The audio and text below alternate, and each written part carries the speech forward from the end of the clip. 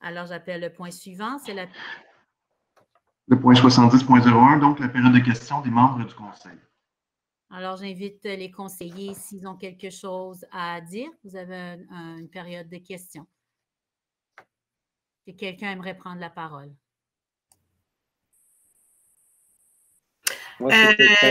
Oui. Younes, tu vas? Oui, moi, c'était juste pour remercier la mairesse pour justement la féliciter pour son professionnalisme et tout ça. Donc, je pense que c'est jamais facile comme équipe d'avoir des beaux projets, qu'il y a de la contestation. Alors, je souhaitais simplement vous féliciter là, pour votre leadership. Merci beaucoup, M. Boucala.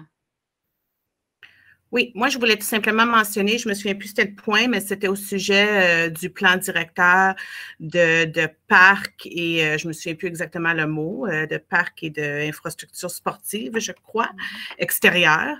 Écoute, j'ai très hâte de travailler tout ça avec nos équipes. J'en ai déjà parlé à plusieurs personnes de certaines associations sportives.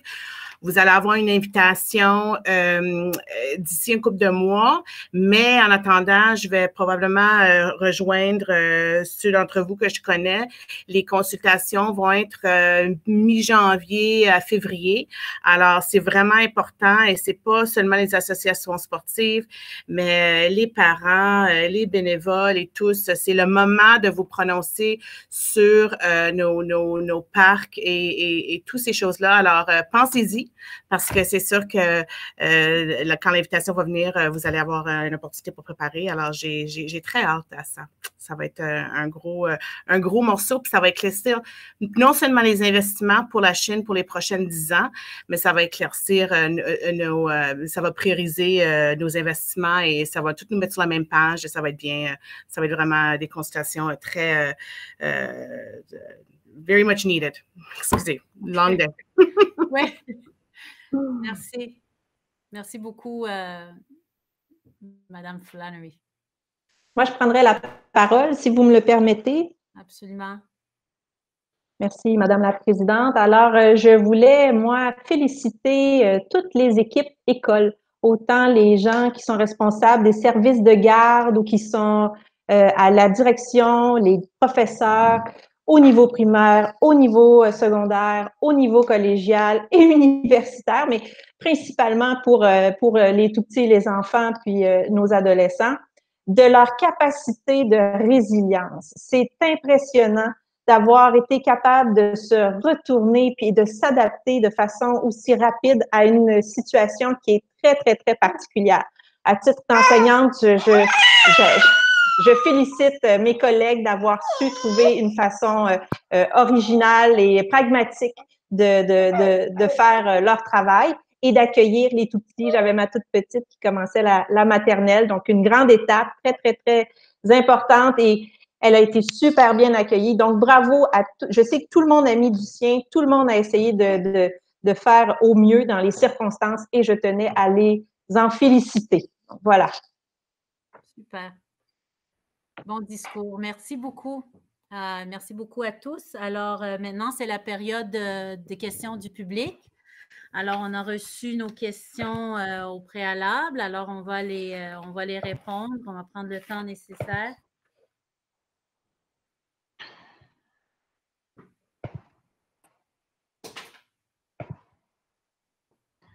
Donc, c'est à mon tour, j'y vais. Êtes-vous prêts pour la première question?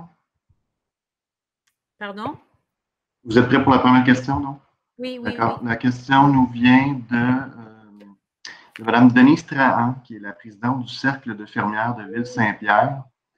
Elle nous indique que notre répondant de l'arrondissement, M. Simon Racicot, m'a mentionné que la date en tête pour la réouverture des installations dont les locaux que nous utilisons au Centre communautaire Saint-Pierre est le 28 septembre prochain, puisque nous avons soumis notre plan de déconfinement depuis quelque temps, alors que d'autres ne l'ont peut-être pas encore fait.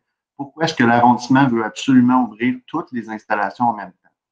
Cette situation met à risque l'intérêt de nos membres, puisque nous ne pouvons annoncer aucune activité dans ce climat d'incertitude. Madame Trahan, Juste pour vous dire que c'est fait, vous allez pouvoir y rentrer. Vous avez reçu le go. Peut-être l'information ne s'est pas rendue à vous et je vous félicite d'avoir fait toutes les démarches avant tout le monde, d'avoir été proactive. Et je vais toujours me rappeler de vous comme quelqu'un qui voulait vraiment, vraiment, vraiment retourner faire ses activités ferventes amatrices du Cercle des fermières. Alors, soyez assurés, ça va être fait, ça va être ouvert très bientôt. Alors, appelez votre répondant, M. Racicot, et on va s'assurer que vous puissiez rentrer dans les locaux. Oui, prochaine question. En fait, avant de passer à la prochaine question, il y aura un dépôt, donc ce sera colligé au procès-verbal qui a effectivement dépôt d'une pétition de 13 000 signataires. C'est au nom de l'Association des plaisanciers du port de plaisance de la Chine. Donc, d'accord. Alors, on prend acte du dépôt. On regardera leur pétition. Parfait. Donc, dans ce cas-là, on passe à la prochaine question qui nous est adressée par M. Guy Carignan. L'approche incendiaire utilisée par la Ville n'a fait que diviser les citoyens. N'est-il pas temps d'enterrer la hache de guerre et pour la Ville d'exercer son leadership en proposant un projet rassembleur et porteur où tous les citoyens y trouveront leur compte, soit un parc riverain avec marina, donnant accès à tous à la presqu'île. Votre objectif, tout en préservant l'attrait et le charme d'une marina, ses revenus, ses retombées économiques, ainsi que restaurer l'acceptabilité sociale. Alors, je vais reprendre ici, je vais répondre à la question de M. Carignan. Je vais utiliser les questions-réponses qui ont été préparées par nos services avec énormément de soin. C'est extrêmement clair, extrêmement bien écrit. Moi, je suis extrêmement fière de faire partie de la Ville de Montréal. Ce document, il vaut la peine d'être lu et je vous invite de le lire. Alors, je vous lis ici, pourquoi ne pas proposer un projet mixte intégrant la marina au projet présenté? Alors, une occupation hybride, en plus d'occasionner des enjeux de sécurité, de cohabitation et de contrôle d'accès pour les plaisanciers et les embarcations, est difficile à cause de l'étroitesse du site et du besoin important en infrastructure de la marina, laissant peu d'espace résiduel au final. S'ajoutant à ces problèmes des conflits d'usage sur l'eau avec la vocation nautique du nouveau parc et l'emprise de la marina sur les berges. Finalement, la performance financière de la marina est un problème crucial qui ne sera pas réglé par une utilisation hybride. Il ne s'agit pas d'en faire une opération lucrative, mais plutôt de faire profiter des investissements à l'ensemble de la population montréalaise, au même titre que les bibliothèques publiques ou les autres parcs de la métropole. Alors, j'espère que ça répond à votre question, M. Carignan. On passe donc à la question suivante qui nous est adressée par M. André Pilon. Donc, l'article de la presse de ce matin met en lumière plusieurs manquements aux procédures à suivre auprès des instances fédérales comme Transport Canada avant de mettre en œuvre un projet comme le vôtre, toujours au stade de concept, et dont la fermeture précipitée de la marina aura une incidence drastique sur la population. Ne croyez-vous pas qu'une pause serait bénéfique à ce stade-ci pour permettre aux démarches démocratiques de prendre place avant de fermer définitivement la marina? Alors, M. Pilon, concernant Transport Canada, alors la Ville de Montréal est la juridiction sur un site municipal et dont le zonage correspond à la vocation d'un parc. Elle doit obtenir, oui, des autorisations auprès de Transport Canada parce qu'on doit toujours assurer qu'il n'y a pas d'entrave sur la voie navigable parce que on a une baie qui donne sur les écluses.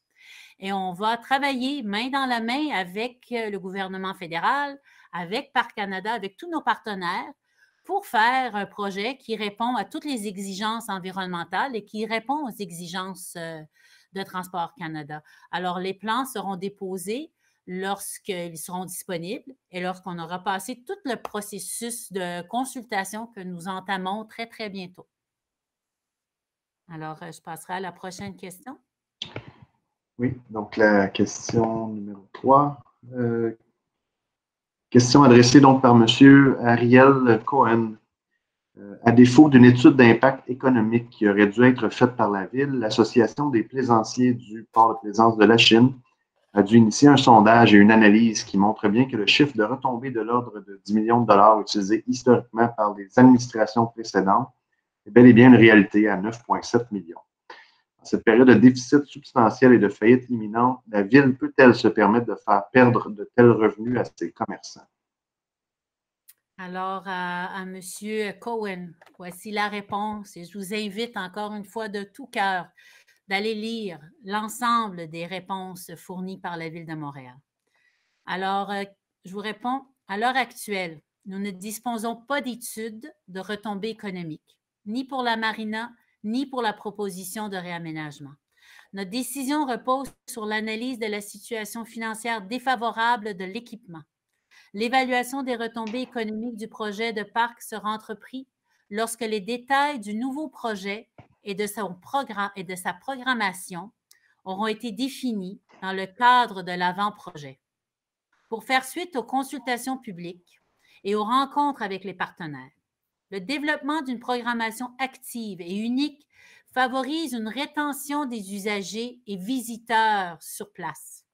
Et les séjours plus longs sont accompagnés de retombées économiques. La consolidation de l'acte récréatif du canal de la Chine et la cohésion du pôle des écluses, le Vieux-Lachine, les berges de la Chine, le parc René-Lévesque, les musées, les écluses, le site historique et le nouveau parc permettent de faire de ce nouveau grand parc un équipement à vocation métropolitaine, un lieu de destination. On mise sur la population locale, sur l'attrait du programme nautique, sur la fréquentation de l'axe du canal de la Chine, sur le marché des excursionnistes locaux et régionaux et sur le tourisme pour compenser les pertes associées au départ des plaisanciers. L'amélioration de l'offre de transport en commun et la fin des travaux de l'échangeur de Turcot et du pont Samuel de Champlain vont rendre la Chine beaucoup plus attrayante et accessible pour la population montréalaise en général. Voilà. Monsieur Cohen, et je pense qu'il y a une autre partie de la question-réponse qui répond à cette question. Alors, la voici. L'administration municipale a-t-elle demandé des études socio-économiques de ce changement de vocation? Alors, la réponse est aucune étude d'impact socio-économique n'a été demandée à ce jour. Mais cette démarche est prévue dès que le concept final aura été développé sur la base des consultations publiques. Pour mener une telle étude, les détails et les programmes du projet doivent être connus, ce qui n'est pas encore le cas pour la vision d'aménagement proposée. Les commerçants locaux seront consultés dans le cadre de ce processus. Alors, j'espère que ça répond à vos questions, M. Cohen. J'appelle la prochaine question, M. le greffier. Oui. Question qui nous est adressée par M. Louis Drouin. Il est maintenant acquis que les marinas de la région de Montréal ne peuvent absorber qu'une infime portion des plaisanciers affectés, 10 à 15 % maximum, étant déjà à pleine capacité avec des listes d'attente. Par respect et considération pour l'impact humain sur des centaines de familles dévastées par la fermeture et surtout par compassion, la Ville ne devrait-elle pas retarder de quelques années la fermeture pour permettre aux plaisanciers et au marché nautique d'absorber les plaisanciers devenus orphelins à cause de cette fermeture prématurée?